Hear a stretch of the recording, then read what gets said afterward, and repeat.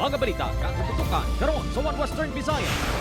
Nagabusong sang 8 ka bulan, inpasibangdan niya nagkuha sang 13,000 pesos nga kwarta.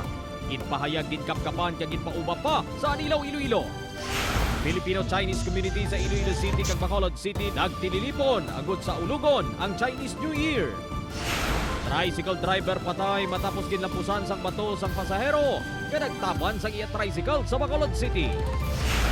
Pagbunggo sang auto sa truck sa barangay Takasaro nakuhaan sang CCTV. 3 na ang napatay sa aksidente.